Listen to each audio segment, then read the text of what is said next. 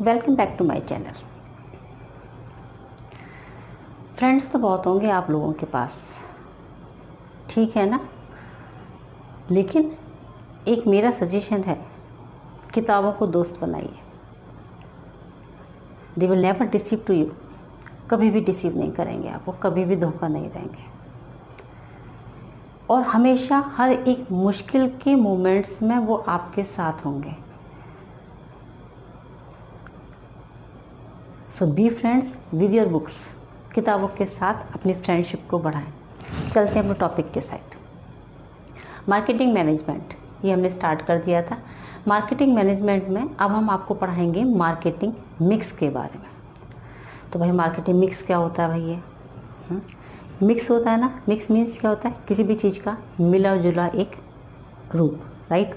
Marketing mix में क्या आता है? देखो मार्केटिंग में होगा क्या? सेलिंग परचेज, ठीक है। कस्टमर को सेटिस्फाइड करना मेन हमारा काम होगा। प्रॉफिट अर्न करना ये भी हमारा काम होगा। तो मार्केटिंग मिक्स में हम वो चीज़ें लेकर के आएंगे, या उन सब को हम कह सकते, उन सब वेरिएशंस को, उन सब टूल्स को हमें यूज़ करना है यहाँ पर, जिससे ज़्यादा से ज़्यादा कस्टमर हमसे अट्रैक्ट हो सकें और हम नंबर ऑफ़ कस्टमर्स को सेटिस्फाइड कर सकें। तो अगर हम कहते हैं कि मार्केटिंग मिक्स मीन्स, तो marketing mix means tools, the tools that are used by the producer, tools used by the firms for its objectives। Objective क्या? Profit motive. पहले तो हमें प्रॉफिट अर्न करना है, और सेकंड क्या होता है हमारा जो मेन ऑब्जेक्टिव होता है वो होता है हमारे कस्टमर को सेटिस्फाइड करना। ठीक है, समझ गए। तो मार्केटिंग मिक्स में क्या आता है? मार्केटिंग मिक्स में वो सारे टूल्स आ जाते हैं जो फर्म यूज़ करती है अपने ऑब्जेक्टिव को गेन करने के लिए। ठीक है, अब चलते हैं ये है क्या टूल्स आखिर, है ना। ये क्या चीज़ है भाई? तो ये होते हैं हमारे 4 P's। 4 P है, ठीक है, 4 P। सबसे पहले तो आता है हमारा प्रोडक्ट, ठीक,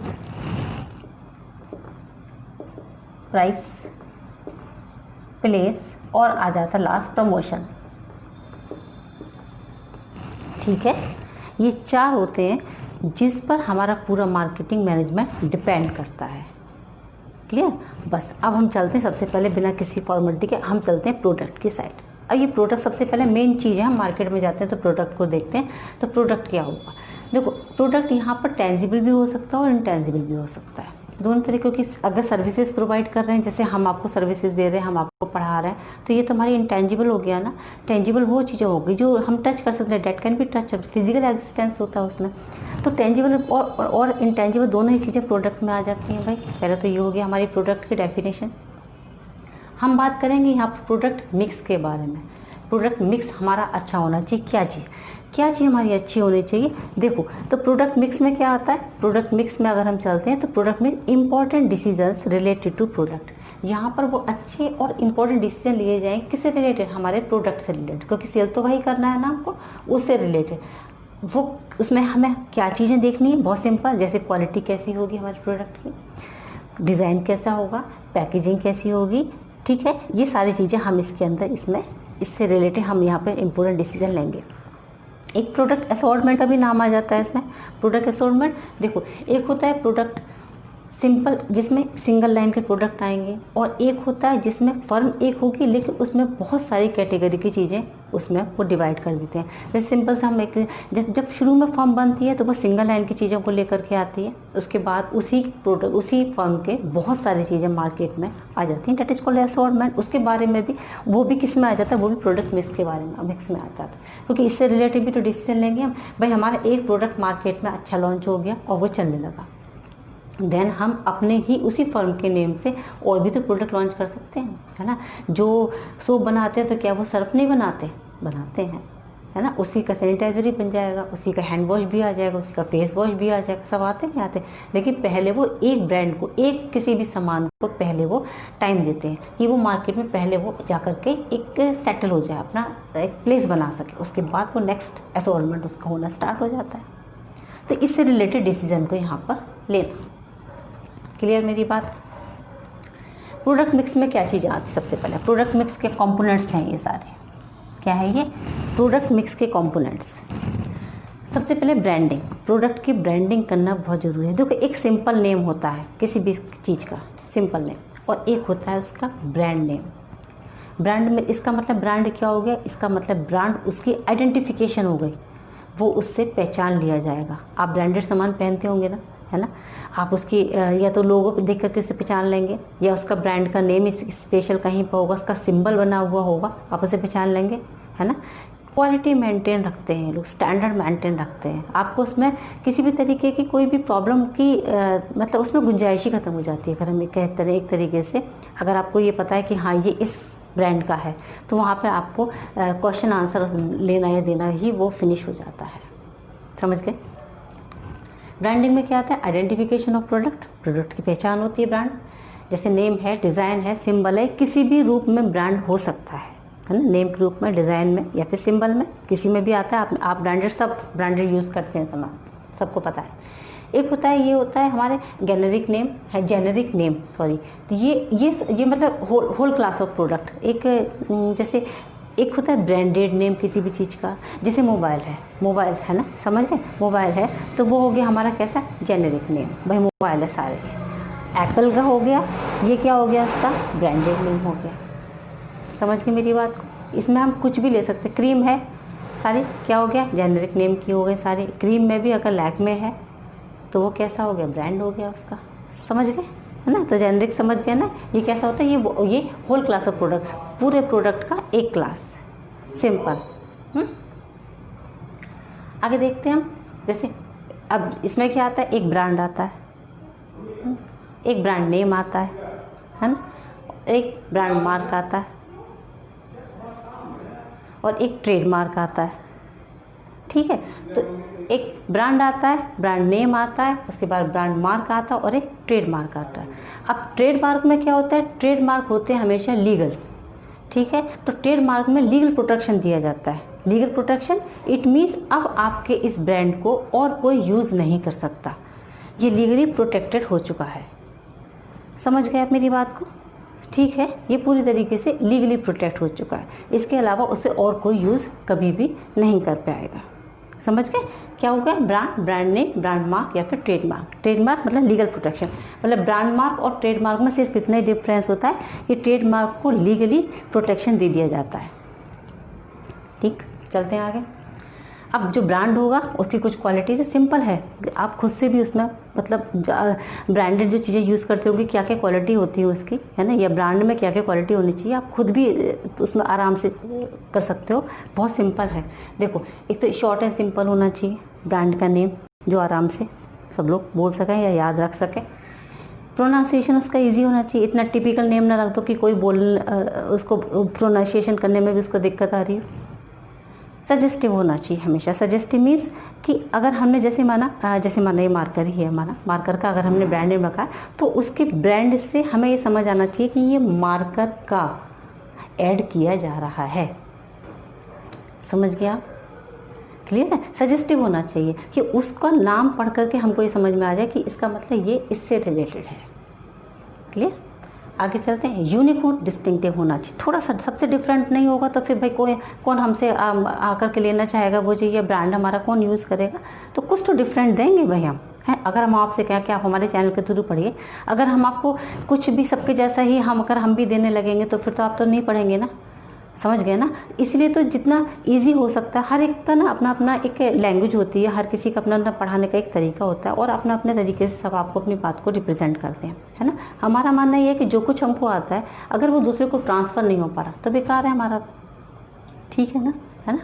लैंग्वेज जो टफ है वो तो बुक में भी लिखी हुई है, वो उसमें आप बुक में से भी देख कर पढ़ सकते हो। अब उसको एक्सप्लेन करना वो हमारा काम है।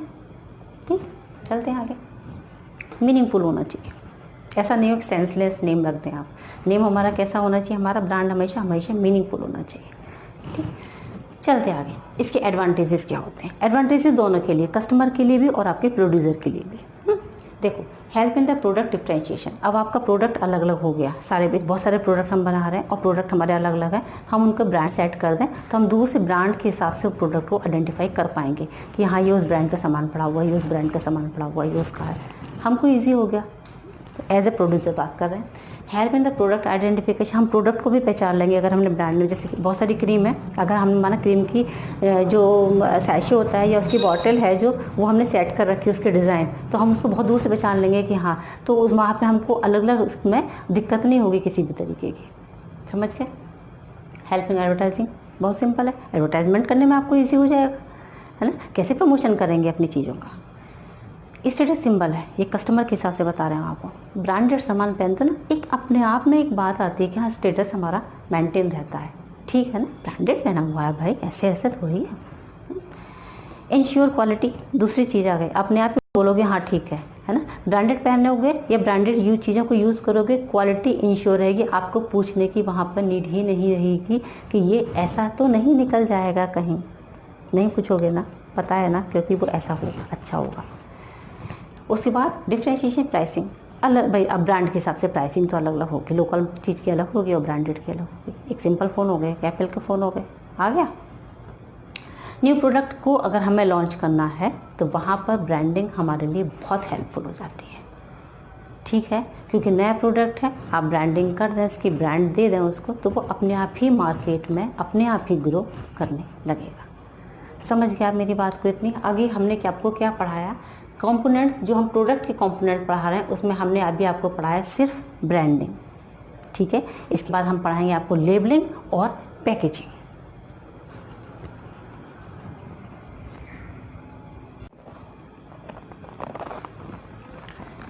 चलते तो स्टार्ट करते हैं अपना। प्रोडक्ट के हमने आपको 3 पार्ट बताए थे, ब्रांडिंग पढ़ा दिया हमने, आ जाते हैं पैकेजिंग और लेबलिंग पर। अब पैकेजिंग की बारी आती है। देखो पैकेजिंग क्या होता है, आपको पता ही है ना, सामान को पैक करना। पैक मीन्स जिस भी चीज़ के अंदर उसको रखना है सामान को, उसके अंदर उसको डाल देना, पैकेजिंग, पैक कर देना उसको, ठीक है। अब पैकेजिंग कैसी होती है, एक तो होती है प्राइमरी, एक होती है सेकेंडरी और तीसरी होती है ट्रांसपोर्टेशन। समझना मेरी बात को। प्राइमरी पैकिंग, इमीडिएट पैकिंग, माने जैसे सामान हमारा, जैसे पेस्ट बना हुआ रखा है, टूथपेस्ट बना हुआ रखा है बहुत सारा, तो सबसे पहले उसे किस में डाला जाएगा, उसके ट्यूब में डाला जाएगा ना। तो ट्यूब हो गया, वो क्या हो गया हमारी, वो हो गई हमारी प्राइमरी पैकेजिंग, जो इमीडिएट की जाती है तुरंत। क्लियर? सेकेंड आ जाता है सेकेंडरी मतलब उसको प्रोटेक्शन देने के लिए, जैसे कि उसको, जैसे ट्यूब, हम इसमें पेस्ट का एग्जांपल लेकर चलते हैं। पेस्ट ट्यूब में आ गया, ट्यूब के बाद फिर उसको एक और बॉक्स में बंद किया जाता है ना, क्यों, उसके प्रोटेक्शन के लिए, कि वो सुरक्षित रहेगा, अदरवाइज़ वो दब भी सकता है ना। हर चीज़ की नहीं होती है, लेकिन 3 ये कैटेगरी में डिवाइड रहते ही रहते हैं। समझ गए?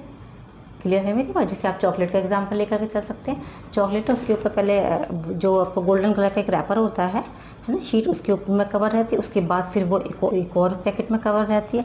प्राइमरी हो गया, देन सेकेंडरी हो गया प्रोटेक्शन के, और तीसरा होता है ट्रांसपोर्टेशन के। ट्रांसपोर्टेशन के लिए मीन्स अब वो बड़े बड़े जो कार्टून होते हैं जिसमें पैक करके वो एक जगह से दूसरी जगह पर भेज दी जाएगी, ट्रांसफ़र कर दी जाएगी, उसके लिए ट्रांसपोर्टेशन यहाँ पर पैकिंग की जाती है। सिंपल है। इम्पोर्टेंस क्या है भाई, प्रोटेक्शन। अगर हम पैकिंग नहीं करेंगे तो सामान हमारा कैसे प्रोटेक्ट रहेगा। आइडेंटिफिकेशन, पहचान रहती है सामान की हमारी कि हाँ ये सामान हमारा है, क्योंकि वो उसकी पैकिंग सब हमको समझ में आ जाती है ना। पैकिंग क्या है, एक आइडेंटिफिकेशन मार्क है कि इसकी पैक। अच्छा, आपने देखा होगा जितने भी मार्केट में सामान मिलते हैं, क्या उसकी पैकिंग बदलती रहती है क्या? नहीं, जो जिस पैकिंग में आता है ना, वो दूर से आप पहचान जाओगे कि ये जो चिप्स है वो उसका वो सॉल्टेड है या वो मसाला वाला है या वो कौन सा वाला है, बच्चे सब पहचान जाते हैं। आइडेंटिफिकेशन है, क्योंकि कन्वीनियंट रहता है भाई, इजी हो जाता है शॉपकीपर के लिए भी और कस्टमर के लिए भी, कि हम दूर से पहचान लेते हैं कि सामान वहाँ पर वो वाला है, ऐसा, ठीक है। प्रमोशन होता है, जितनी अच्छी पैकिंग, भाई आजकल तो पैकिंग, आजकल वो शो ऑफ का ज़माना है ना, तो आप जितना भी ऊपर से जितनी चीज़ों को खूबसूरत दिखा सकते हैं, आप उतना उसको प्रमोट भी कर रहे हैं, है ना। भले अंदर सामान कैसा है, क्वालिटी वाइज मैटर नहीं करता है, पैकिंग कितनी बढ़िया है उसकी। समझ गए? प्रमोशन हो रहा है। हेल्थ एंड सैनिटेशन के लिए भी ज़रूरी है भाई, आप उसको पैक नहीं करेंगे तो अगर वो उसमें जम्स भी हो सकते हैं, उसमें और भी कोई प्रॉब्लम हो सकती है। इसलिए हेल्थ के अगर हम पॉइंट ऑफ व्यू से देखते हैं, सैनिटेशन के पॉइंट ऑफ व्यू से देखते हैं, तो भी पैकिंग बहुत इंपॉर्टेंट है।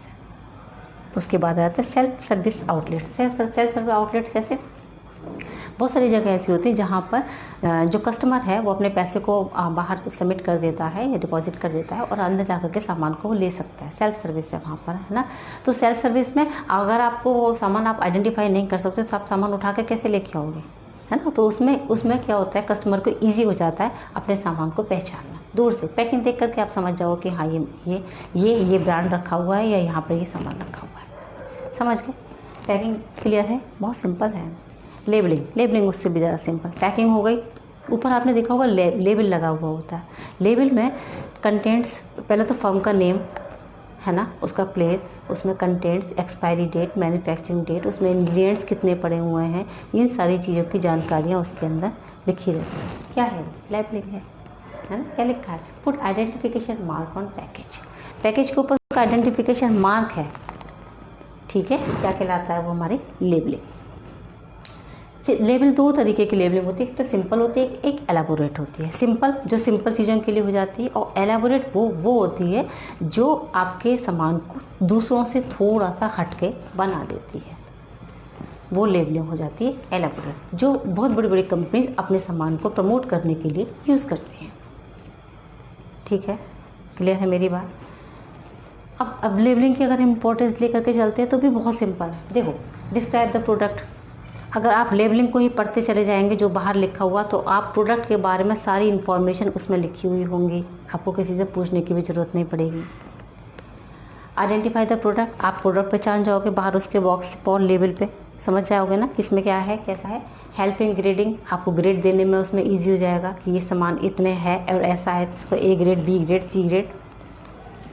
प्रमोशन सेल, जितनी अच्छी लेबलिंग उतना अच्छा प्रमोशन। भाई अभी हमने बताया ज़माना किसका हो गया, शो ऑफ करना है ना। तो जितना अच्छा आप देते जाएंगे उतना अच्छा आपकी सेल भी होती जाएगी। Providing information required by law, ये बहुत इंपॉर्टेंट है। लॉ जिन चीज़ों के लिए बोलता है वो सारी इन्फॉर्मेशन ऊपर उसमें होनी चाहिए। इंग्रेडिएंट्स में इसलिए सारी चीज़ें एक एक चीज़ उसमें लिखी रहती है कि इसमें क्या क्या चीज़ें आपने उसके अंदर मिक्स की हुई हैं, है ना।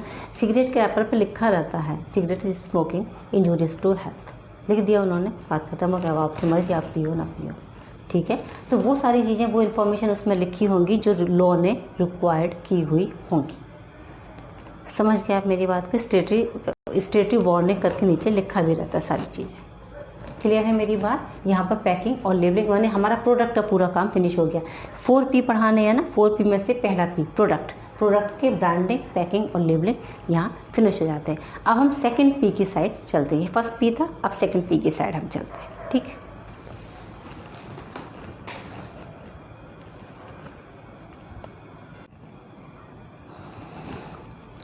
चलते हैं अपने सेकंड P की साइड। सेकंड P का नाम है प्राइस, ठीक है। देखिए, मार्केटिंग मैनेजमेंट हम पढ़ रहे हैं, हमने प्रोडक्ट हो गया हमारा कंप्लीट। प्रोडक्ट के बाद आते हैं प्राइस। अब प्राइस क्या होता है? बहुत सिंपल। प्राइस माने वो चीज़, यानी कि वो वैल्यू जो एक बायर किसको देता है, सेलर को देता है सामान के बदले में, ठीक है। क्लियर है मेरी बात? तो क्या लिखा है हमने, वैल्यू ऑफ प्रोडक्ट, किसी भी प्रोडक्ट की value, that is called its price. Buyer है, सेलर को देता है किसके बदले में, उस प्रोडक्ट के बदले में, ठीक है। अब प्राइस की यानी कि कॉस्ट बहुत वैल्यूएबल है। क्यों होती है? मार्केट में बहुत कंपटीशन है, राइट। तो डेफिनेटली मतलब एक ऑब्वियस बात है कि अगर आपको कोई भी चीज़ और दूसरी शॉप पर अगर 2 रुपये भी अगर कम सस्ती मिल रही होगी तो आप उधर पे डेफिनेटली मुड़ जाओगे, ठीक है ना। या सर्विसेज की भी बात करते हैं, माने डॉक्टर है, अगर वो कुछ कम फीस में देख रहा है तो आप वहाँ जाएंगे। लॉयर है, कम फीस ले रहा है, वहाँ जाएंगे। एक ट्यूशन टीचर है, अगर वो कम पैसे में और अच्छा पढ़ा रहा है तो आप उधर जाएंगे, ठीक है ना। तो यहाँ पर यही प्राइस, खाली ये वाला प्राइस नहीं है, हम तो सर्विसेज की भी बात कर रहे हैं ना यहाँ पर। तो मार्केट में क्योंकि कंपटीशन बहुत है, इसलिए प्राइस बहुत इम्पोर्टेंट अपना एक रोल प्ले करता है यहाँ पर। तो प्राइस मिक्स की साइड जब हम आते हैं, हम तो मिक्स पढ़ रहे हैं ना, तो प्राइस मिक्स की साइड, तो प्राइस मिक्स में क्या आता है, वो सारे डिसीजंस जो रिलेटेड टू किससे होंगे, प्राइस से होंगे, ठीक है। All decision related to price that is involving pricing objective, product cost, extent of competition in market, customer demand, governmental legal regulations और मार्केटिंग मेथड। चलते हैं हम प्राइसिंग ऑब्जेक्टिव। देखो सबसे पहले तो हम प्राइस सेट कर रहे हैं अपनी किसी भी प्रोडक्ट का, क्या ऑब्जेक्टिव हमारे दिमाग में रहेंगे, हम क्या सोच के उसके प्राइस को सेट करते हैं। देखो ऑब्टेनिंग मार्केट शेयर लीडरशिप, सबसे पहले हमारे दिमाग में एक बात होगी कि जो भी चीज़ हम मार्केट में माना अपना प्रोडक्ट सेल करने के लिए जा रहे हैं तो मार्केट का जो शेयर है उसकी लीडरशिप हमारे पास हो, माने हम सुपीरियर हों। तो सुपीरियर होने के लिए आपने अगर अपनी चीज़ के प्राइसेस बहुत ज़्यादा हाई कर रखें, no one will buy it. Clear है? ठीक है। इंडियन इकोनॉमी एक मीडियम क्लास के लोगों से भरी हुई है, ठीक है, मीडियम क्लास के लोग हैं, तो आपको किसी भी प्रोडक्ट को मीडियम क्लास को ध्यान में रखते हुए उसके प्राइसेस को सेट करें आप। क्लियर? उसका सर्वाइविंग मार्केट, आपको मार्केट में सर्वाइव करना है, अभी सर्वाइव समझ रहे हैं ना, जिंदा रहना है ना। एक बार हाई प्राइस पे बेच दोगे दोबारा कस्टमर आएगा भी नहीं। इसलिए अटेनिंग प्रोडक्ट क्वालिटी लीडरशिप, और आपको क्या अटेन करना है, प्रोडक्ट की क्वालिटी मेंटेन करके चलनी है, उसकी लीडरशिप अगर आपके पास है कि आप जो सामान बेचते हैं वो क्वालिटी वाइज A1 है, तो अगर आप उसके प्राइस थोड़े बढ़ा के भी रखेंगे ना तो भी लोग खरीदेंगे, क्योंकि आप क्वालिटी मेंटेन किए हुए हैं। समझ गए? आगे चलते हैं। प्रोडक्ट कॉस्ट है ना, इतने भी कम प्राइस ना रखें कि आपकी कॉस्ट भी उसमें कवर ना हो पाए, है ना। कॉस्ट में क्या होता है, एक फिक्स कॉस्ट होती है, एक वेरिएबल कॉस्ट होती है। दोनों कॉस्ट को मिलाने के बाद आप अपने प्रोडक्ट की कॉस्ट को यहाँ पर एग्जामिन करें, उसको आप लेकर के आएँ और उसके बाद उसकी प्राइस को सेट कर दें, है ना। इतना भी डाउन ना होने पाए कि आप सर्वाइव ही ना कर पाए मार्केट में। माना आप किसी भी कॉस्ट है और वो माना 1000 रुपये में आपको बनती है और आपने उसका जो आपने प्राइस सेट कर लिया, उसने आपने कहा कि नहीं हम तो 900 में सेल कर देंगे, तो सेल फिर फ़ायदा क्या हुआ, आप तो सर्वाइव भी नहीं कर पा रहे हो ना मार्केट में। क्लियर है ना। प्रॉफिट भी लेंगे लेकिन मार्जिन के साथ लेंगे, थोड़ा कम। चलते हैं आगे। Extent of competition in market, ठीक है, क्योंकि मार्केट में कंपटीशन बहुत ज़्यादा है ना कंपटीशन, इसलिए मार्केट के कंपटीशन को बढ़ता हुआ देखने के बाद ही आप अपने प्रोडक्ट के प्राइस को सेट करें। हायर अगर होंगे तो डेफिनेटली जो आपका कस्टमर है वो दूसरी के साइड पर मुड़ जाएगा। अगर उसको वहाँ अच्छी क्वालिटी में उतने में और कम में सामान मिल रहा होगा तो क्यों लेगा वो आपसे। ठीक है, तो मार्केट के कंपटीशन को देखते हुए प्राइस को सेट करना है, कस्टमर की डिमांड को देखते हुए। ठीक है, आप देखें कस्टमर की डिमांड ज़्यादा हो रही है और ज़्यादा हो रही है, उस हिसाब से आप अपने प्राइसेस को सेट कर दें। कम हो रही है उस हिसाब से अपने प्राइसेस को सेट करें, पर वो कस्टमर की डिमांड को देखते हुए ही अपने प्रोडक्ट के प्राइस को सेट करने की कोशिश करें। गवर्नमेंट एंड लीगल रेगुलेशंस, ये और आ जाता है कि जितनी भी जो एसेंशियल चीज़ें होती हैं उसमें गवर्नमेंट का इंटरवेंशन है। यहाँ पर गवर्नमेंट ही इन चीज़ों के प्राइसेस को सेट करती है। जैसे माना अगर हम क्रॉपिंग का एग्जांपल ले लें तो जैसे राइस है, वीट है, इन सब चीज़ों का, शुगर है, सब चीज़ों के प्राइसेस कौन सेट करता है, गवर्नमेंट करती है सेट। तो यहाँ तो आप इसमें 1-2 रुपये का ऊपर नीचे आप कर सकते हैं, बाकी जो प्राइस सेट है वो गवर्नमेंट के साइड से ही प्राइस सेट होते हैं। ठीक है, तो अगर कोई ऐसा प्रोडक्ट है तो उसमें गवर्नमेंट का ही चलेगा, उसमें आपका कोई भी रोल नहीं होगा। उसके बाद आते हैं मार्केटिंग मेथड यूज़। ये है marketing method use. Marketing method use माने अगर आप अपने प्रोडक्ट का प्रमोशन करते हैं, है ना, एडवर्टाइजमेंट करते हैं या किसी भी तरीके से उसको आगे बढ़ाने के लिए कोई भी टूल का यूज़ कर रहे हैं, तो उसमें जो कॉस्ट खर्च हो रही है, उसमें जो पैसा खर्च हो रहा है वो भी तो कॉस्ट के साथ ऐड होगा। अगर आप ज़्यादा यूज़ कर रहे हैं, है ना, तो ऑब्वियस बात है कि आपका जो प्रोडक्ट है वो महंगा होता जाएगा। ठीक है, तो इन सब चीज़ों को देखते हुए ही किसी भी प्रोडक्ट के प्राइस को सेट किया जाता है। इन सब चीज़ों को ध्यान में रखना ही पड़ेगा। बस इससे रिलेटेड ही केस स्टडीज़ आती हैं आपके पेपर में, है ना। वो आपसे इसमें एक केस दे देंगे, आपको केस को देखना होगा, सर्वे करना होगा और समझना होगा इसमें कौन सा मिक्स लगा हुआ, प्रोडक्ट मिक्स, प्राइस मिक्स। अभी हम आपको 4P पढ़ाने वाले हैं ना, ये 2nd P चल रहा है आपका प्राइस। आई थिंक प्राइस तो बहुत सिंपल है और आपको यहाँ पर बहुत आराम से मेरी सिंपल लैंग्वेज में क्लियर भी हो गया होगा। ठीक है, चलते हैं हम 3rd P की साइड, जो है प्लेस।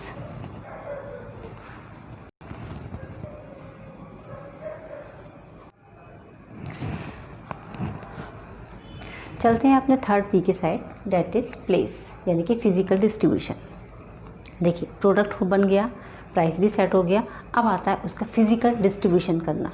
ठीक है, अब फिजिकल डिस्ट्रीब्यूशन में क्या होता है कि सामान तो एक प्लेस पर बना, लेकिन हमें उसे डिफरेंट प्लेसेस पर भी पहुंचाना है। अगर हम ये काम नहीं कर पाए तो हमारे कस्टमर को वो सामान नहीं मिल पाएगा, वो प्रोडक्ट नहीं मिल पाएगा, तो हमारा बनाने का फ़ायदा क्या हुआ? ठीक है ना। तो ऑल ओवर इंडिया में, इंडिया के अलावा भी वर्ल्ड में, वर्ल्ड वाइड ग्लोबलाइजेशन करने के लिए किसी भी प्रोडक्ट को यहाँ पर, इसलिए ये हम क्या इसको पढ़ेंगे यहाँ पर, हम ये प्लेस मिक्स उसी को कहते हैं। बस वो डिसीजन उसके से रिलेटेड लिए जाएंगे कि इस प्रोडक्ट को सारे में जगह जगह के जो कस्टमर है उनको पास तक किस तरीके से पहुंचा दिया जाए। ठीक है, अब ये पहुंचाया किसके थ्रू जाता है? ये तो हो गया हमारा प्लेस मिक्स। किसके थ्रू पहुंचाया जाता है? तो ये वो होते हैं चैनल। उन चैनल के थ्रू उस प्रोडक्ट को जगह जगह पर पहुंचाया जाता है। तो चैनल ऑफ डिस्ट्रीब्यूशन कहा जाता है इनको। क्या कहा जाता है? Channel of distribution.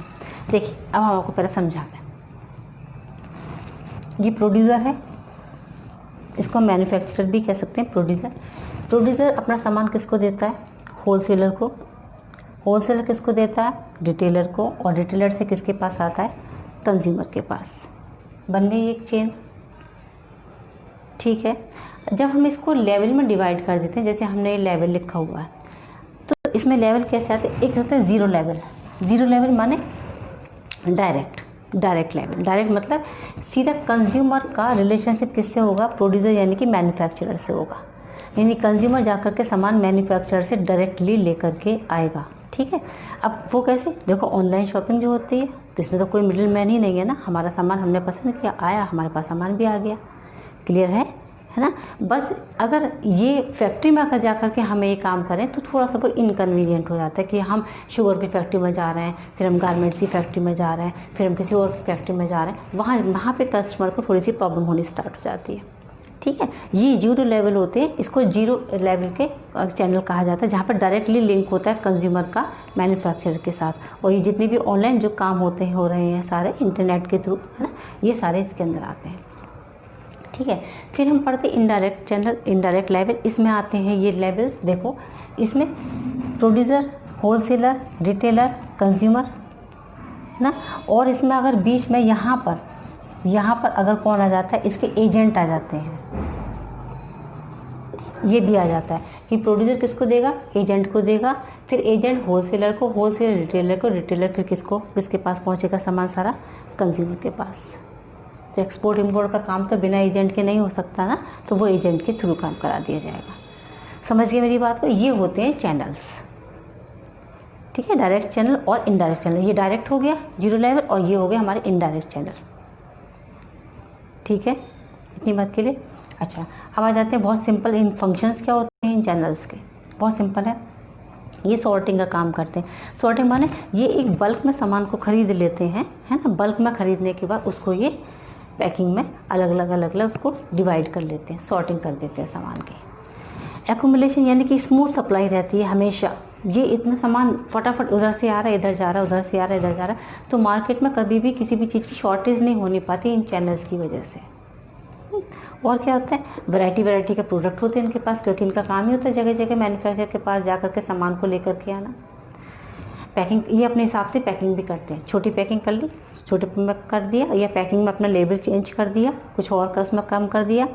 ये प्रमोशन के लिए भी बहुत तरह काम करते हैं। आपसे तो खरीद रहा है बल्क में सामान, प्रमोशन के लिए उसमें डिस्काउंट भी निकालते हैं, ऑफर भी निकालते हैं, एक के साथ एक फ्री, इस टाइप का काम भी करते हैं उसको सेल करने के लिए। नेगोशिएशन मीन्स क्या होता है? ये कैसा काम करते हैं? मैन्युफैक्चरर से लेकर के आ रहे हैं, कस्टमर से भी कस्टमर को दे रहे हैं, तो ये किसका काम करते हैं? नेगोशिएशंस का, है ना, ट्रांसफ़र करने का काम करते हैं ये लोग। और क्या है? रिस्क टेकिंग है। रिस्क तो इनके पास बहुत बड़ा होता है। देखो, बल्क में सामान खरीद रहे हैं, ट्रांसपोर्टेशन के ड्यूरेशन में भी कोई भी इनके साथ किसी भी तरीके का इंसिडेंस हो सकता है, या फिर इन्होंने बल्क में सामान अपने पास इकट्ठा किया और हो सकता है मतलब नेचुरल कोई कैलेमिटी हो जाए, है ना, या फिर वो चीज़ें फैशन से आउट हो जाए और कस्टमर उनको पसंद ना करे, तो ये प्रॉपर रिस्क टेकिंग का काम भी करते हैं। आई थिंक आपको इनके फंक्शंस यहाँ पर क्लियर हो गए होंगे। क्लियर? अब हम आपके साथ चलते हैं। प्लेस थोड़ा सा बड़ा है। प्लेस में अब ये जो डिस्ट्रीब्यूशन चैनल हैं, इनको हमें लेना है, इनमें से कोई भी एक हम अपने प्रोडक्ट के में इनमें से किसी एक को लेंगे अपने प्रोडक्ट को प्रमोट करने के लिए। तो वो कौन से फैक्टर्स होते हैं जिनको हम ध्यान में रखेंगे डिस्ट्रीब्यूशन चैनल को चूज़ करने में? तो चलते हैं अब हम इसके साइड।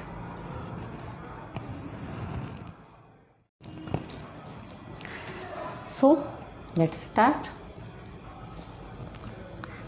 वो फैक्टर्स जब हम चैनल डिस्ट्रीब्यूशन जो कर रहे हैं, है ना, एक हमने पढ़ा है आपको डायरेक्ट चैनल होता है और एक होता है इनडायरेक्ट। अब वो कौन से फैक्टर्स होंगे जो हमें ये बात सोचनी है कि हमको अपने प्रोडक्ट को डायरेक्ट चैनल के थ्रू सेल कराना है या फिर इनडायरेक्ट। ठीक है, इनडायरेक्ट एक लॉन्ग प्रोसेस होता है, अभी हमने बताया था, मैन्युफैक्चरर, उसके बाद कौन आ जाएगा, होलसेलर आ जाएगा। होलसेलर किसको देगा, जो शॉपकीपर होते हैं उसको, उसके बाद वो किसके पास पहुँचेगा, हाँ, कस्टमर के पास। तो एक लॉन्ग प्रोसेस होता है। और डायरेक्ट में आप डायरेक्टली जा करके और जो भी आपका प्रोड्यूसर है या फिर आपका होलसेलर, आप उससे प्रोडक्ट को परचेज कर सकते हैं। ठीक है, तो यहाँ पर वो कौन से फैक्टर्स होंगे, अब फैक्टर्स पे चलते हैं। तो ये फैक्टर्स हमको, जैसे प्रोडक्ट रिलेटेड पहले फैक्टर्स हम भी आ जाते हैं यहाँ पे। देखो, वैल्यू ऑफ प्रोडक्ट। अगर हमारा प्रोडक्ट बहुत वैल्यूएबल है, यानी कि महंगा है ना, महंगा प्रोडक्ट है, तो हम डायरेक्ट लेना ज़्यादा पसंद करेंगे। ठीक है, कंपेरेटिवली इनडायरेक्टली में फिर वो सब लोग आ जाएंगे बीच में, है ना, मिडिल मैन जितने भी होंगे वो आ जाएंगे। तो अगर प्रोडक्ट महंगा है, वैल्यूएबल है, तो डायरेक्ट से लेंगे। कॉम्प्लेक्सिटी, अगर उसमें जैसे असेंबल करने वाला भी है, ठीक है, उसे पहले असेंबल किया जाएगा, उसके बाद किया जाएगा, तो फिर यहाँ पर हम उससे तो भी हम जितने भी होंगे वो हम डायरेक्ट उसको लेना पसंद करेंगे, क्योंकि डायरेक्ट लेंगे तो हमको चीज़ें क्लियर दिख जाती हैं, तो वो उसमें ईजी हो जाता है। नेचर, प्रोडक्ट का नेचर कैसा है, प्रोडक्ट किस क्वालिटी का है, कैसा है ना। वो कुछ चीज़ें होती हैं जो बल्क में होती हैं, बहुत सारी होती हैं, कुछ होती हैं जो छोटी होती हैं और बहुत वैल्यूएबल हो जाती है, तो किस नेचर का है। ठीक है, पेरिशेबल है या फिर नॉन पेरिशेबल है। देखो, पेरिशेबल, अगर चीज़ पेरिशेबल मीन्स होती है जो जल्दी ख़राब हो जाती है, जैसे वेजिटेबल। पेरिशेबल है तो डायरेक्टली ले लें, और नॉन पेरिशेबल है तो इनडायरेक्टली चैनल के थ्रू भी सामान को परचेज़ किया जा सकता है। प्रोडक्ट रिलेटेड हो गए। कंपनी रिलेटेड चलते हैं भाई। फाइनेंस, अगर कंपनी फाइनेंस की कोई प्रॉब्लम नहीं है, कंपनी फाइनेंशियली बहुत स्ट्रॉन्ग है, तो वो डायरेक्टली अपनी चीज़ों को सेल करेगी। उसे क्या ज़रूरत है किसी और के थ्रू अपने सामान को सेल कराने की, वो डायरेक्टली कर लेगी। लेकिन कंपनी अगर फाइनेंशियली स्ट्रॉन्ग नहीं है ना, तो फिर वो बाकी चीज़ लोगों का सहारा लेती है। अगर हम, वो सीधी सी बात है, मैन्युफैक्चरर अगर हम उसको दे रहा है, आगे किसी भी चैनल को दे रहा है, इसका मतलब वो खुद में स्ट्रॉन्ग नहीं है, तभी तो हम किसी और के थ्रू अपने सामान को सेल करा रहे हैं। लेकिन कंपनी अगर अपने आप में खुद में स्ट्रॉन्ग है तो वो उसे किसी की भी नीड नहीं है। डिग्री ऑफ कंट्रोल, है ना, डिग्री ऑफ कंट्रोल एक बहुत बड़ी चीज़ है। अगर कंपनी प्रॉपर पूरा कंट्रोल अपना चाहती है सेल के ऊपर, डायरेक्ट चैनल को वो प्रमोट करेगी। अगर वो थोड़ा सा लूजनेस, ओके, अगर कंपनी पूरा प्रॉपर कंट्रोल चाहती है तो फिर वो डायरेक्टली सेल को ही, यानी कि डायरेक्ट चैनल को ही, जीरो चैनल को ही प्रमोट करना चाहिए। आगे चलते हैं, मार्केट। अब मार्केट आ जाता है यहाँ पर हमारा, कि मार्केट का साइज़, यानी कि मार्केट का नेचर कैसा है, साइज़ कैसा है। अब मार्केट का नेचर में क्या चीज़ें आ जाती हैं। मार्केट में मैंने नंबर ऑफ़ कस्टमर्स, है ना, बहुत ज़्यादा हैं, थोड़े ही रहते हैं, है ना, किस टाइप का मार्केट है। अगर डायरेक्टली लिंक हो जाता है कस्टमर के साथ तो फिर हम डायरेक्टली चीज़ों को ख़रीद लेंगे ना, कोई प्रॉब्लम नहीं होगी किसी तरीके की।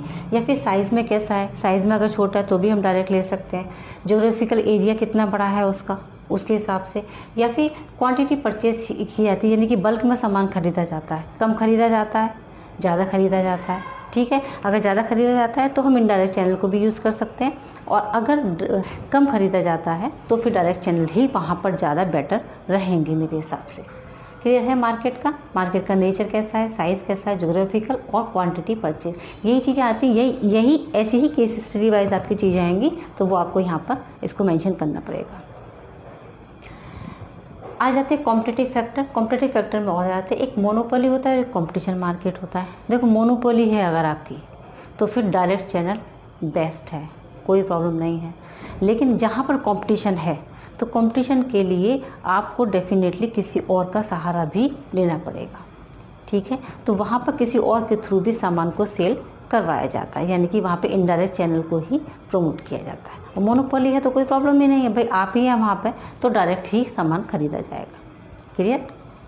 और आ जाते हैं एनवायरमेंटल फैक्टर में, तो बूम पोजीशन है या रिसेशन की कंडीशन है, यानी मार्केट में पीरियड कैसा चल रहा है उस टाइम पर, बहुत ज़्यादा चीज़ें महंगी हो रही हैं या बहुत ज़्यादा चीज़ें सस्ती हो रही हैं, मार्केट की कंडीशन क्या है, तो मार्केट की कंडीशन के हिसाब से भी चैनल को यहाँ पे सेट कर दिया जाता है।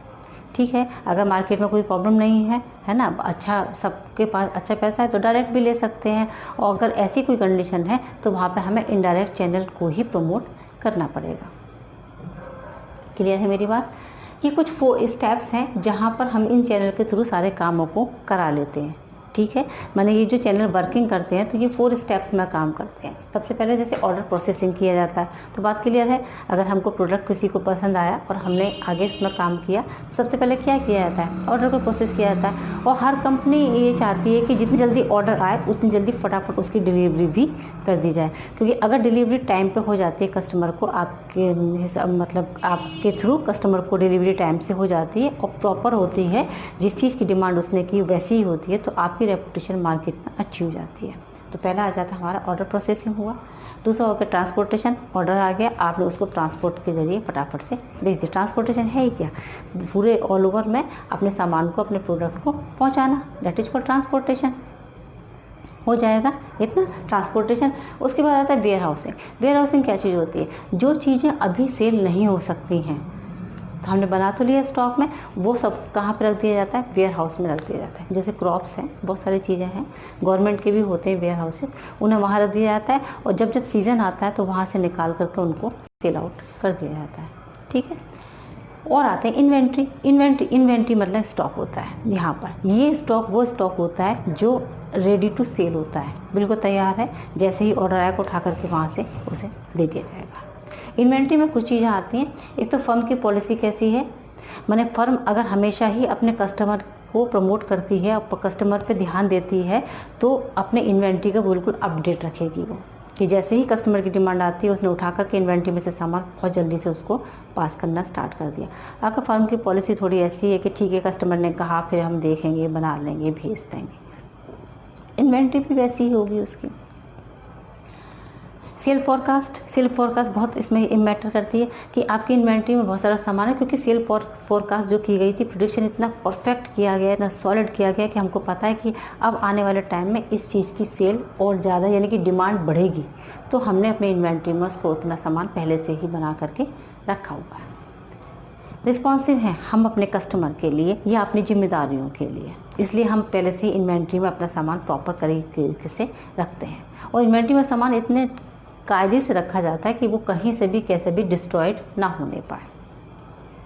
कॉस्ट ऑफ इन्वेंट्री, ऑब्वियस बात है कि भाई अब इन्वेंट्री में रखेंगे आप, और कभी कभी ऐसा होता है कि सामान भी नहीं सेल हो पाता, फिर भी वो उसमें रखा रहता है, तो इन्वेंट्री की कॉस्ट तो बढ़ती ही बढ़ती चली जाती है। तो ये कॉस्ट भी आपके जो प्रोडक्ट होगा उसकी कॉस्ट में जा कर के इन्वॉल्व हो जाएगी, तो थोड़ा सा सामान यहाँ पर आपका थोड़ा सा लिटिल बिट कॉस्टली हो जाएगा। ठीक है, तो ये था आपका प्लेस से रिलेटेड आपका सारा प्रेस मिक्स। आई थिंक आपको ये क्लियर हो गया होगा। और इसके बाद बस लास्ट 4 जो पी है हमारा, हम उसकी साइड चलेंगे, वो है आपका प्रमोशन।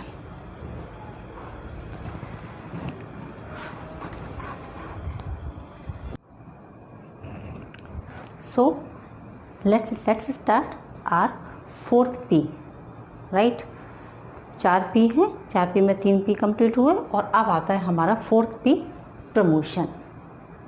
ठीक है, प्रमोशन जैसा कि वर्ड से क्लियर है इसका, प्रमोशन माने चीज़ों को प्रमोट करना, क्योंकि हम ये क्या पढ़ रहे हैं यहाँ पर हम मार्केटिंग पढ़ रहे हैं। मार्केटिंग में प्रमोशन हम किसका करेंगे, ऑब्वियस है सेल का करेंगे। ठीक है, तो प्रमोशन मीन्स क्या हो गया, प्रमोशन मीन्स हो गया एनहेंसिंग द सेल, हमें अपनी सेल को और आगे अब बढ़ाना है। ठीक है, तो जब हमें सेल को आगे बढ़ाना है तो उसके लिए हम क्या करेंगे, है ना। तो इसका मतलब सेल से रिलेटेड जितने भी यानी कि यहाँ पर जो भी हम प्रमोशन से रिलेटेड जितने भी एक्टिविटीज़ को यहाँ पर इकट्ठा करेंगे, वो सारे हमारे क्या कहलाएंगे, प्रमोशन मिक्स, है ना। वो डिसीजन जो रिलेटेड टू किससे होंगे, प्रमोशन से होंगे। प्रमोशन भी किसका, सेल का होगा। ठीक है, सेल हमें आगे बढ़ानी है, वो हो जाता है प्रमोशन मिक्स। अच्छा, अब इस प्रमोशन मिक्स के लिए कि हमें प्रमोट करना है अपने आइटम को, अपने प्रोडक्ट को, हम उसमें किन किन टूल्स को यूज़ कर सकते हैं, क्या करेंगे ऐसा कि हमारे जो प्रोडक्ट है उसका प्रमोशन हो ज़्यादा से ज़्यादा। तो वो 4 इसमें टूल हैं, ये टूल हमने यहाँ लिखे हुए हैं। एडवर्टाइजिंग नंबर 1, सेल प्रमोशन करें, पर्सनल सेलिंग करें और क्या करें, पब्लिक रिलेशनशिप हमारे अच्छे हों। ठीक है, advertising, sales promotion, personal selling, then public relation. अब हम इन चारों का पढ़ेंगे डिटेल। ठीक है, अभी सबसे पहले एडवर्टाइजिंग, सबसे पहले आ जाता है हमारा एडवर्टाइजिंग।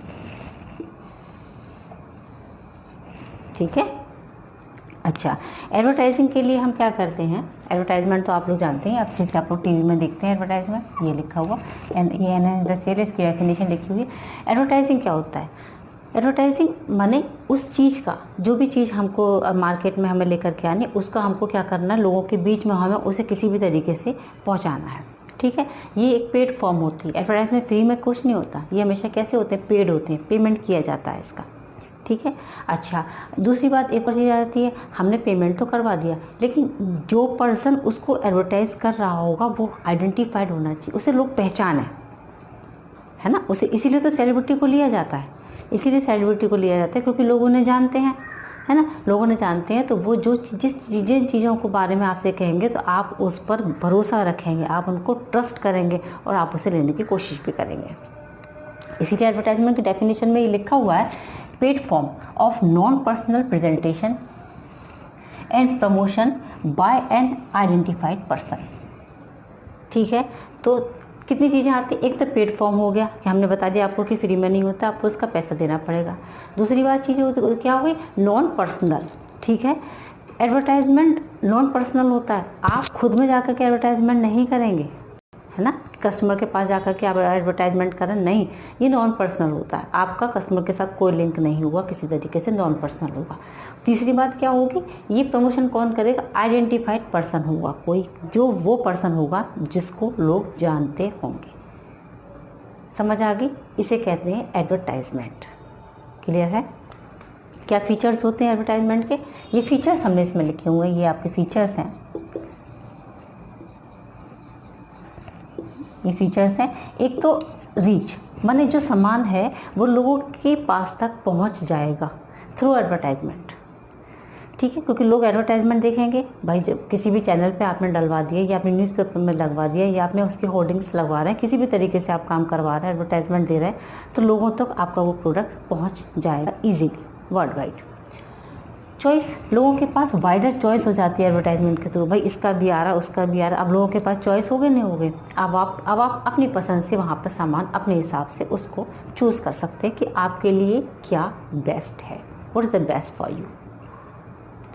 ठीक है, लेजिटिमेसी एक और चीज़ आती है इसके अंदर। देखो लेजिटिमेसी क्या चीज़ होती है, जिस भी प्रोडक्ट का यहाँ पर हम एडवर्टाइजमेंट कर रहे होंगे, हमको पता होगा कि वो कैसा है, इंग्रेडिएंट्स कैसे हैं, माना हम ही किसी चीज़ का ऐड कर रहे हैं, राइट।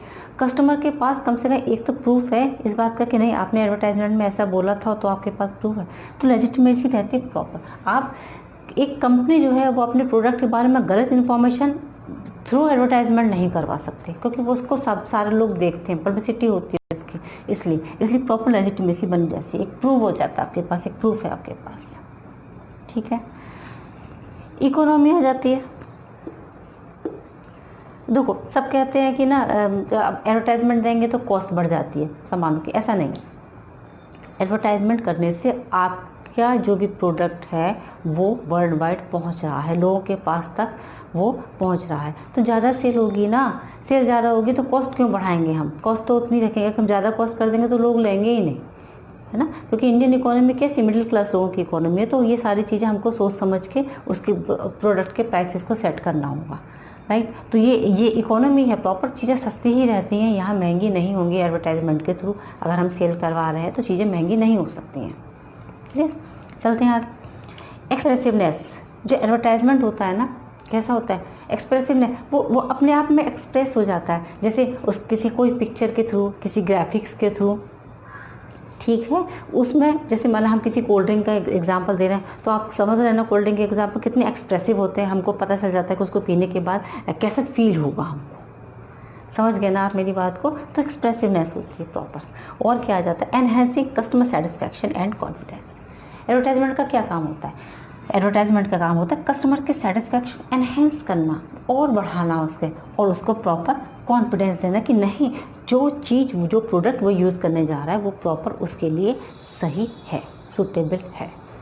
ठीक है, ये हो जाते हैं हमारे इसके एडवर्टाइजमेंट के फीचर्स तो ठीक है, लेकिन कहीं कहीं एडवर्टाइजमेंट के क्रिटिक्स भी है, इसको क्रिटिसाइज भी किया जाता है ना, क्योंकि ड्रॉबैक्स तो हर चीज़ के होते हैं, राइट। हर चीज़ के दो पहलू होते हैं, कुछ मेरिट्स भी होते हैं तो साथ साथ उसकी डिमेरिट्स भी उसके साथ चलती हैं।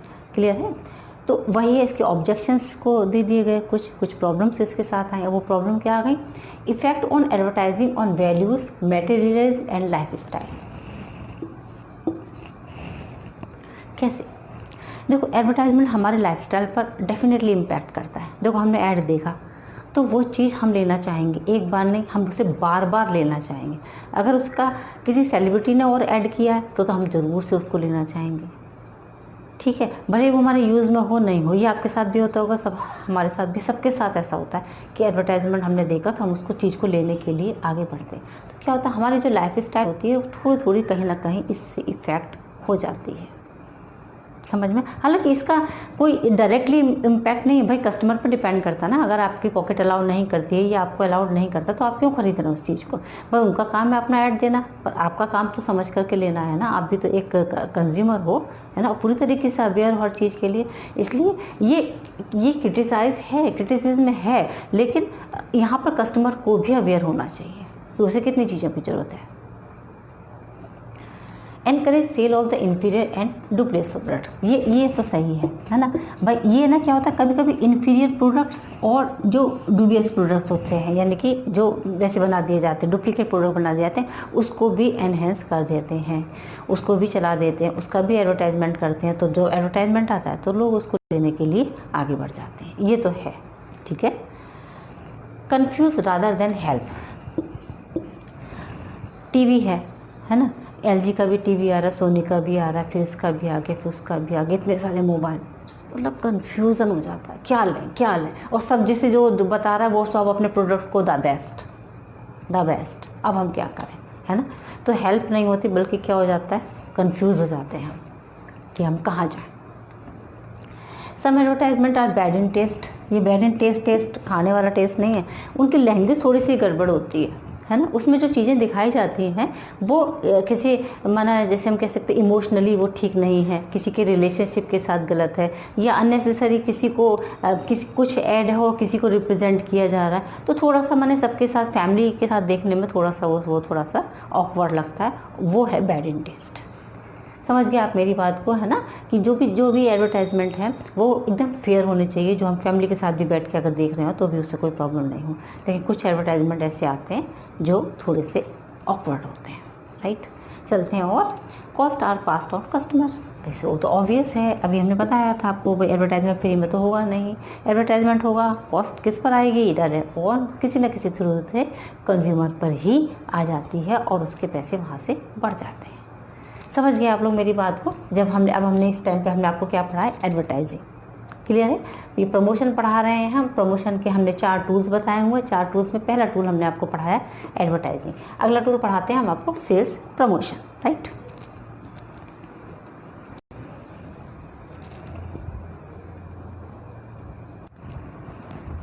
चलते हैं भाई सेल्स प्रमोशन की साइड।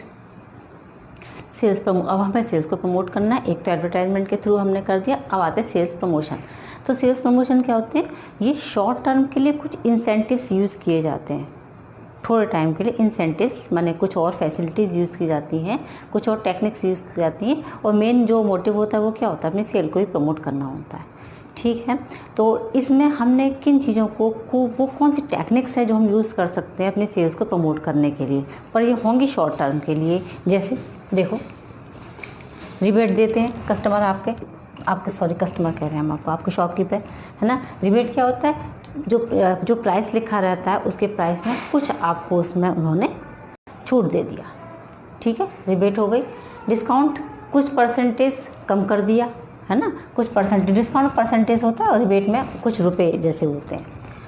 रिफंड की फैसिलिटी दे दी आपको, ठीक है, उसमें होता है ना कैशबैक देना है, इतना ये कर देंगे ऐसा करके, ये भी तो आपके वो क्या है, ये सेल्स प्रमोशन तो है ही।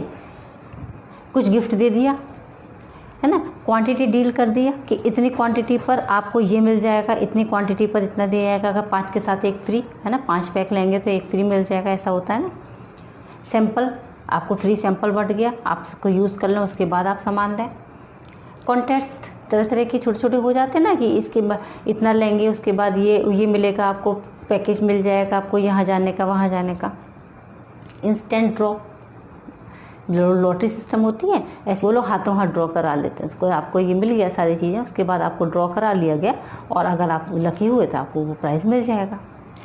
लकी ड्रॉ हो गया ना। यूजेबल बेनिफिट ये होते हैं, जैसे वो जो हॉलीडे पैकेज मिल जाते हैं ना, वो बहुत यूजेबल होते हैं ना। यहाँ घूम आए आप अपने फैमिली के साथ, उधर घूम आए, टूर लग गया, तो वो यूजेबल बेनिफिट हो जाते हैं। फुल फाइनेंस करा देती हैं कंपनी बहुत सारी, जो बड़े बड़े प्रोडक्ट होते हैं, जैसे इलेक्ट्रॉनिक आइटम है बड़े बड़े, तो फुल फाइनेंस की फैसिलिटी दे देती हैं। पर होता है थोड़े थोड़े टाइम के लिए है ना। ये भी आप लोग देखते होंगे ना मार्केट में, अगर ऑफर निकला हुआ है तो वो थोड़े टाइम के लिए मार्केट में आएगा, फिर वो बंद कर दिया जाता है। पैकेज्ड प्रीमियम दे दिया है ना, पैक बंद है, उसके अंदर ही कुछ भी गिफ्ट निकल रहा है, उसे पैकेज प्रीमियम कहते हैं। कंटेनर प्रीमियम, सामान को किसी एक कंटेनर में सेट कर देना, जो कंटेनर आपके लिए बाद में भी यूज़फुल हो जाएगा। तो ये जो सारी जो टेक्निक्स है यूज़ करते हैं हम किस लिए, सेल्स को प्रमोट करने के लिए। ठीक है, इसके कुछ मेरिट्स तो आपको समझ में आ गई कि अटेंशन वैल्यू है भाई, आपका अटेंशन, प्रॉपर अटेंशन अपनी साइड लेने के लिए होती है ये। ठीक है, और क्या होता है, यूज़फुल इन न्यू प्रोडक्ट, अगर नया प्रोडक्ट है तो वाकई में उसके लिए बहुत यूज़फुल हो जाएगा। साथ साथ बाकी चीज़ों का भी प्रमोशन हो जाता है, ऐसा नहीं है, लेकिन नया है तो उसके लिए ज़्यादा हो जाता है। मेरिट्स होंगी तो डिमेरिट्स तो ज़रूर होंगे इसके। अब डिमेरिट्स क्या होंगी, एक तो रिफ्लेक्ट क्राइसिस, आपस में क्राइसिस है ना, उसने ये किया हम भी ये करेंगे, फिर ऐसा करेंगे, फिर वैसा करेंगे, बहुत क्राइसिस। स्पॉइल प्रोडक्ट इमेज, और एक और चीज़ आ जाती है, देखो दिमाग में एक चीज़ें होती है, क्योंकि जो ब्रांडेड सामान होते हैं उनमें कभी भी ये सेल्स प्रमोशन ही नहीं होता, क्योंकि वो ब्रांड है। बाकी चीज़ों में सेल्स प्रमोशन होता है, तो इसका मतलब वो एक ना उनकी इमेज हमारे सामने ख़राब होती है कि अगर 2 के साथ 1 फ्री दे रहे हैं, ज़रूर प्रोडक्ट ख़राब होगा। आता है ना दिमाग में, अरे 2 के साथ 1 फ्री, जरूर प्रोडक्ट, 1 के साथ 1 फ्री, प्रोडक्ट ख़राब 100% होगा। तो वो प्रोडक्ट की ना इमेज का, भले ही वो प्रोडक्ट बहुत अच्छा हो, लेकिन वो क्या, उसकी इमेज को ख़राब कर देता है। वैसे भी पता है ना, जो चीज़ इजीली अवेलेबल हो जाती है उसकी आपको उसकी मतलब आपकी नज़रों में उसकी वैल्यू कम हो जाती है। जैसे वाटर के साथ हो रहा है ना, फ्री में मिल रहा था तो अननेसेसरी वेस्ट किया, क्या हुआ, हो गया ना वाटर लेवल डाउन। बस यही होता है। इसलिए जो चीज़ इजीली मिल रही है ना, उसको आप वेस्ट ना करें, है ना। ज़रूरी नहीं है जो सारे प्रोडक्ट जिसमें आपको ये मिल रहा है, सेल प्रमोशन हो रहा है, वो सारे प्रोडक्ट ख़राब हो, ऐसा हो नहीं सकता। ठीक है ना, यूज़ योर माइंड। आगे चलते हैं, ये हो गया हमारा सेल्स प्रमोशन। ठीक है, नेक्स्ट को लेकर के आते हैं अब आपके सामने।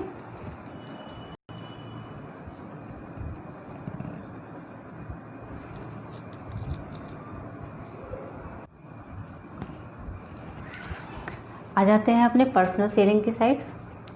तो personal selling means selling personally, है ना। यहाँ पर जो बायर और सेलरों को फेस टू फेस डीलिंग करेंगे, आमने सामने एक दूसरे के साथ, क्लियर है, तो ये ज़्यादा कन्वीनियंट रहता है और ज़्यादा कह सकते हैं ट्रस्टवर्दी भी होता है। ओके, तो यहाँ पर जितने भी जो डील किया जाएगा वो सेल्समैन के थ्रू किया जाएगा। ठीक है, तो जैसे जो एडवर्टाइजमेंट होगा वही है, पर्सनल सेलिंग करनी है हमको, अपने कस्टमर को हमको बताना है कि भाई ये चीज़ें आपके लिए बेनिफिशियल हैं, अच्छी हो सकती हैं, तो बिल्कुल सेम जैसे एडवर्टाइजमेंट। लेकिन एडवर्टाइजमेंट और पर्सनल सेलिंग में थोड़ा सा डिफरेंसेस है। एडवर्टाइजमेंट इम्पर्सनल होते हैं हमेशा, लेकिन पर्सनल सेलिंग तो पर्सनल हो गए। एडवर्टाइजमेंट कॉस्टली भी होते हैं, पर ये कॉस्टली नहीं होगा, इसमें कॉस्ट नहीं ऐड की जाएगी ना। बस एडवर्टाइजमेंट वाइडर स्कोप पे जाते हैं, लेकिन ये थोड़ा सा नैरो, यानी कि थोड़ा शॉर्ट हो जाता है यहाँ पे जा कर के। ठीक है ना, वो टीवी के थ्रू हो जाता है, तो ये तो पर्सनली आप जाएंगे, जगह जगह जाना होगा आपको, उसके थ्रू ही हो पाएगा। थोड़ा सा डिफरेंस है। तो हम चलते हैं यहाँ पर पर्सनल सेलिंग के कुछ मेरिट्स की साइड, कि कैसी होती हैं इसकी मेरिट्स, यहाँ लिख देते हैं हम। ये होगी मैं, देखो पर्सनल इंटरेक्शन किसके साथ, कस्टमर के साथ हमारा पर्सनल इंटरेक्शन होगा, हम उसके सामने होंगे, तो हमको समझ में आएगा कि वो क्या चाहता है, किस चीज़ की डिमांड है, ठीक है, उसका बजट कितना है, इन सब चीज़ों के बारे में हमको पता लग जाता है। 2 वे कम्युनिकेशन होगा दोनों साइड से, है ना, बायर भी पूछ रहा होगा तो सेलर भी पूछ रहा होगा, है ना, तो दोनों साइड से कम्युनिकेशन होगा। उसने कहा नहीं इतने में होगा, इतने में, आप जाते हैं ना मार्केट, तो 2 वे कम्युनिकेशन होगा। बेटर रिस्पॉन्स आ रहा होगा सामने से, है ना, हमको समझ में आ रहा होगा कस्टमर को हम किस तरीके से सेटिस्फाइड कर सकते हैं, उसे और क्या चीज़ दिखा सकते हैं उसके बजट में, या उसको थोड़ा सा अपने बजट से ऊपर लाने के लिए भी कोशिश कर सकते हैं। यहाँ इतना काम हम कर सकते हैं। रिलेशनशिप अच्छा हो जाता है हमारे कस्टमर के साथ, अगर हम उसके साथ डील करते हैं, थोड़ी देर बैठ करके बातें करते हैं, तो उसके साथ हमारे रिलेशनशिप और अच्छे हो जाते हैं, है ना, तो वो नेक्स्ट टाइम भी आएगा ज़रूर हमारे पास। और क्या होगा, बेटर कन्विंसिंग, हम यहाँ पर उसको और अच्छी तरीके से कन्विंस कर सकते हैं, तैयार कर सकते हैं। अरे ठीक है, थोड़ा सा और बजट बढ़ा लो, ये थोड़ा सा अरे ठीक अच्छा लगेगा, ये आप पे बहुत सुंदर लगेगा, ये आपके साथ है। ऐसा होता है ना, आप लोग मार्केट जाते होंगे ना, तो ऐसा ही होता है ना, बस बेटर कन्विंसिंग हम उसके साथ कर सकते हैं। तो फिर इस सब से हमें क्या पता चलता है कि जो एक अच्छा सेल्समैन होता है ना, उसके अंदर क्या क्वालिटीज़ होनी चाहिए। देखो हमने लिखा हुआ है गुड सेल्समैन क्या होना चाहिए। एक तो फिजिकल क्वालिटी होना बहुत ज़रूरी है ना, मतलब लुक वाइज अच्छा होना चाहिए, ऐसा भी नहीं सर बेकार सा लग रहा हो दिखने में, पर्सनालिटी ऐसी हो, झुक रहा हो, मतलब डिस्टर्ब सा दिखे हमको, तबीयत ख़राब हो, हेल्दी ना हो, है ना। फिजिकल फिटनेस होनी ज़रूरी है ना, क्योंकि देखो एक हंसता हुआ चेहरा होगा, है ना, स्माइली फेस होगा, तो आपको भी बात करने का उससे मन करेगा। अब वो खुद ही ऐसा फेड सा दिख रहा है, तो वो आपको समझ में आएगा कि हम इससे क्या लेने जाएँ, वो दूसरे के पास चलते हैं, उसमें बात करने का भी है ज़रा। सोशल क्वालिटी होनी चाहिए। सोशल क्वालिटीज़ कैसे, मैंने थोड़े मैनर्स होने चाहिए। अगर बड़ा है तो हमको उसको कैसे बात करनी है, बात करने का वे ऑफ टॉकिंग एक बहुत बड़ी चीज़ होती है, ठीक है ना। तो ज़रूरी नहीं है कि देखो आपके पास जो कस्टमर आए वो आपसे सामान खरीदे नहीं खरीदेगा तो आप फिर उसको ऐसे अवॉइड नहीं कर सकते। आपका वे ऑफ टॉकिंग बहुत अच्छा होना चाहिए, सेंस ऑफ ह्यूमर आपका अच्छा होना चाहिए। तो ये आपका आ गई सोशल क्वालिटीज़। मेंटल क्वालिटीज़ कैसी होनी चाहिए, मेंटल क्वालिटीज़ होनी चाहिए। देखो इसमें हमने एक एम्पैथी वर्ड लिखा हुआ है। एम्पैथी वर्ड क्या होता है, आप बस मतलब कस्टमर से बात करते करते बस ये निकालना कि उसके दिमाग में चल क्या रहा है, उसे क्या चीज़ चाहिए, किस चीज़ों से उसको सेटिस्फेक्शन मिल सकता है। आपकी मेंटल एबिलिटी पर डिपेंड करता है ये। ईगो नहीं आना चाहिए कि नहीं लेना तो नहीं लेना, चलो भागो, ऐसे बहुत सारे लोग कर देते ना। ईगो नहीं होना चाहिए, आपको तो अपना सामान सेल करना है ना, तो आप जितना पोलाइट हो जाएंगे, जितना आप अपने दिमाग को कॉन्सेंट्रेट करके यूज़ करेंगे कि आप उससे क्या चीज़ सेल कर सकते हैं, किस चीज़ों से उसको सेटिस्फेक्शन मिल सकता है, वो किन चीज़ों को डिज़ायर कर रहा है, क्योंकि वो मार्केट में आया, उसको नहीं पता क्या प्रोडक्ट नया आया है, आपको बताना है ना ये बात, तो ठीक है। और होनी चाहिए टेक्निकल क्वालिटी। टेक्निकल क्वालिटी कैसे, देखो बहुत सारी चीज़ें ऐसी होती हैं जो इलेक्ट्रिक आइटम आते हैं जिसको ऑपरेट करना वो आपको आना चाहिए। अगर उसने पूछ लिया कि चलो भाई ये मोबाइल कैसे चलेगा, तो आपको आना चाहिए ना कि वो ऑपरेट कैसे किया जाएगा, क्या क्या चीज़ें उसमें ली जाएंगी, ठीक है। तो टेक्निकल हैंड का भी होना एक सेल्समैन का बहुत ज़रूरी होता है। हम बात कर रहे हैं इस टाइम पर्सनल सेलिंग की, तो पर्सनल सेलिंग बहुत इंपॉर्टेंट होती है किसके लिए, एक बिजनेसमैन के पॉइंट ऑफ व्यू से हम सबसे पहले देखते हैं कि पर्सनल सेलिंग क्यों ज़रूरी है।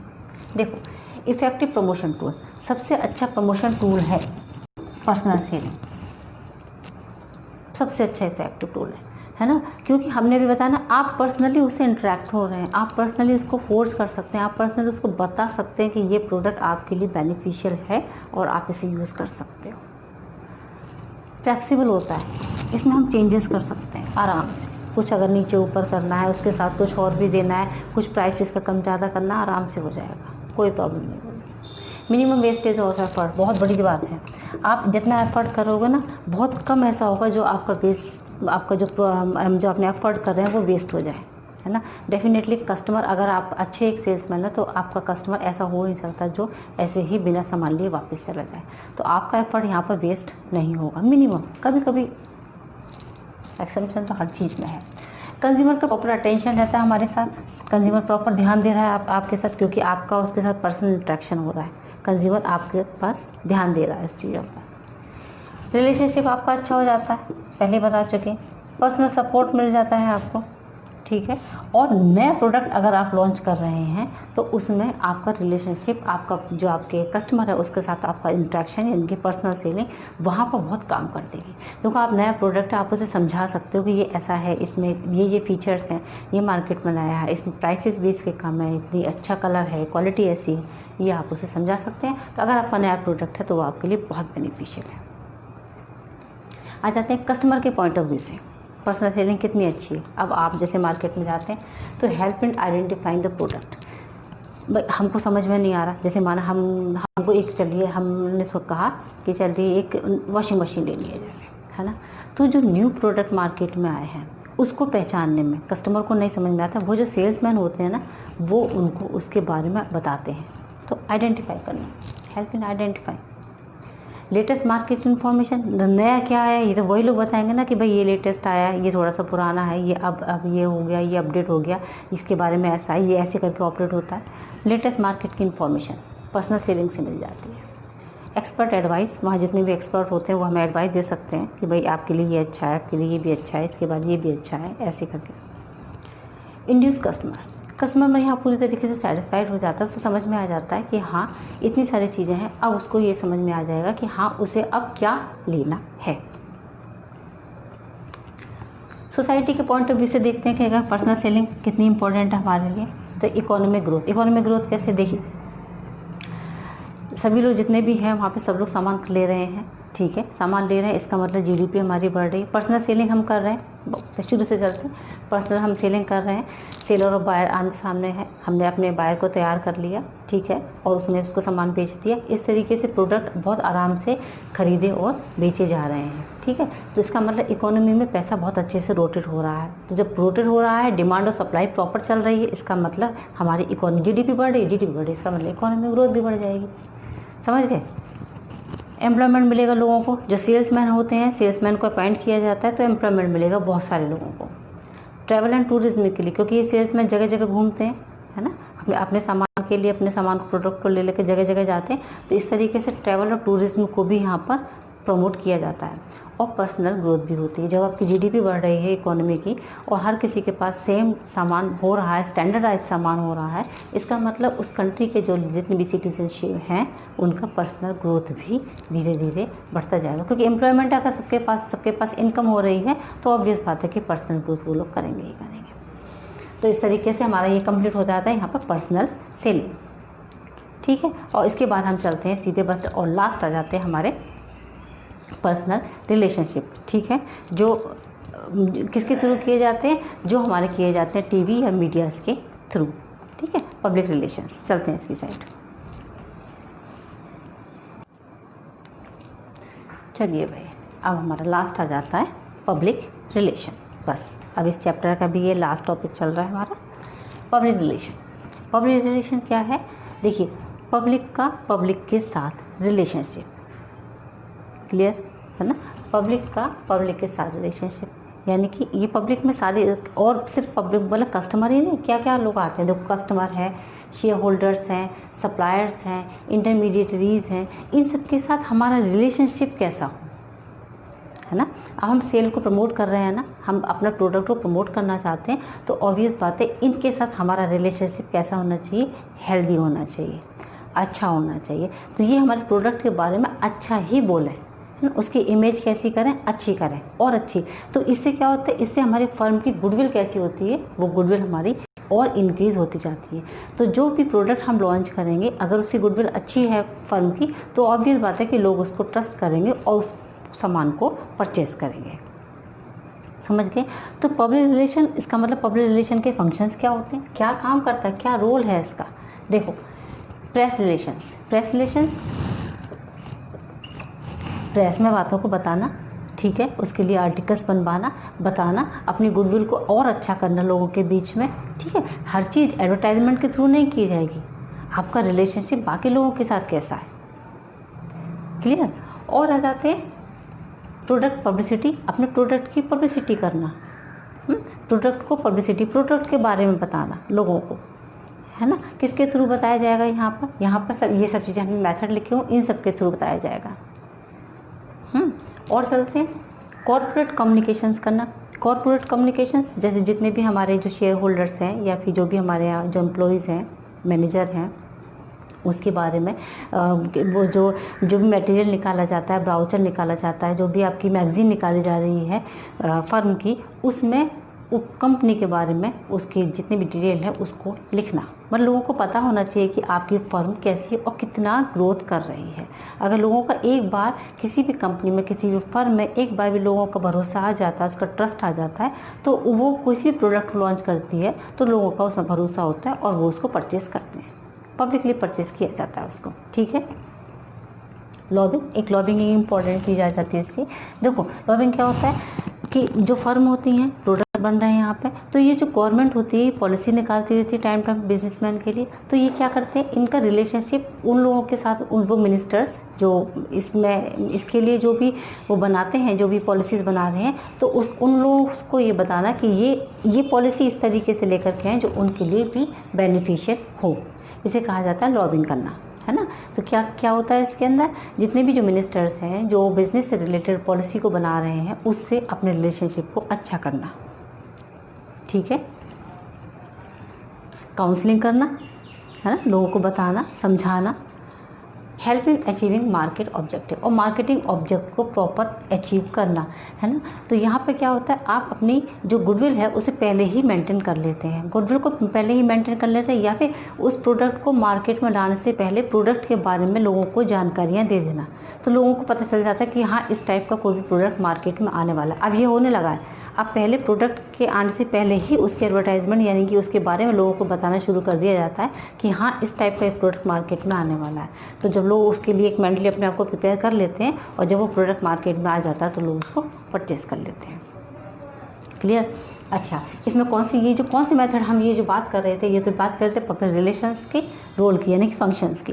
फंक्शंस में अब ये कौन से मेथड यूज़ करते हैं, किसके थ्रू ये पब्लिक रिलेशन को यहाँ पे सेटल किया जाता है, न्यूज़ के थ्रू, है ना। कॉर्पोरेट न्यूज़ में आपने किसी बात को डलवा दिया, स्पीचेस या फिर कोई इवेंट करवा दें, आप रिटन मटेरियल दे दें, अपना कोई भी डॉक्यूमेंट्स या फिर आर्टिकल्स वगैरह निकलवा दें, या फिर पब्लिक सर्विसेज एक्टिविटीज़ ऐसी कोई भी करवा दें, जिसमें जैसे वुमेन एम्पावरमेंट के लिए करवा दें, स्वच्छ भारत अभियान के लिए कुछ भी करवा दें, ऐसे जो लोगों का अटेंशन आपकी साइड आए, ऐसा कुछ भी हम मेथड यूज़ करते हैं, तो क्या होता है, उससे हमारे पब्लिक के रिलेशन हमारे अच्छे हो जाते हैं, और पब्लिक रिलेशन जब हमारे अच्छे होंगे तो हमारी गुडविल अच्छी होगी, और गुडविल अच्छी हमारी होगी तो हमारी फर्म से निकले हुए जितने भी प्रोडक्ट होंगे उसमें भी लोगों का भरोसा होगा ही होगा। सिंपल में अपनी बात को समझिए, तो लोग हमारे प्रोडक्ट को बिना किसी एडवर्टाइजमेंट के ले ही लेंगे।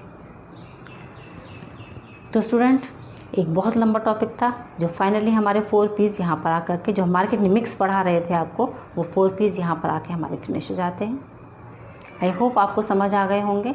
इससे रिलेटेड फिर भी कोई क्वेरी हो तो आप मुझसे डेफिनेटली कमेंट बॉक्स में जा करके मुझे कमेंट कर सकते हैं, और मुझे सजेशन भी दे सकते हैं। अगर इसमें कोई भी प्रॉब्लम हो तो आप मुझे सजेस्ट भी कर सकते हैं कि ये यहाँ पर थोड़ा सा प्रॉब्लम था, तो हम उसे वापस एक्सप्लेन कर देंगे।